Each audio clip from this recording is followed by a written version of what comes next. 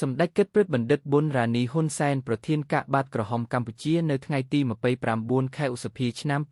2025នេះបានអញ្ជើញជួបសំណេះសំណាលនិងទទួលអំណោយជារថយន្ត Pick-up ឆ្នាំ2025មួយគ្រឿងអង្គរចំនួន100តោននិងមួកសុវត្ថិភាពមួយចំនួន100ពីក្រុមហ៊ុន Gensburg ពីក្រុមហ៊ុន Gensburg នេះជាលើកទី10ហើយដែលក្រុមហ៊ុនដ៏ធំមួយនេះបានបន្តបឋមជូនកាកបាទក្រហមកម្ពុជាពិធីប្រគល់និងទទួលនេះបានប្រព្រឹត្តទៅនៅទីស្នាក់ការកណ្ដាលកាកបាទក្រហមកម្ពុជាដែលមានការអញ្ជើញដឹកនាំដោយលោក Juan Joseph Baron Franger Brun ប្រធានរោងចក្រ Gensburg អាល្លឺម៉ង់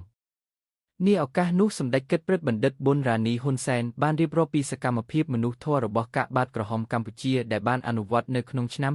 2025កន្លងមកជាពិសេសគឺសកម្មភាពដែលកាកបាទក្រហមកម្ពុជាត្រូវផ្ដោតការយកចិត្តទុកដាក់ទៅការងារសមរភូមិមុខដែលមានការជួយសង្គ្រោះដល់ប្រជាជនងាយរងគ្រោះមានដូចជាប្រជាជនភៀសសិតនិងវីរយុទ្ធជនយើងក្នុងអំឡុងជម្លោះប្រដាប់អាវុធឈ្លានពានរួមទាំងសកម្មភាពការងារមួយចំនួនទៀតដូចជាគ្រោះមហន្តរាយធម្មជាតិជាដើម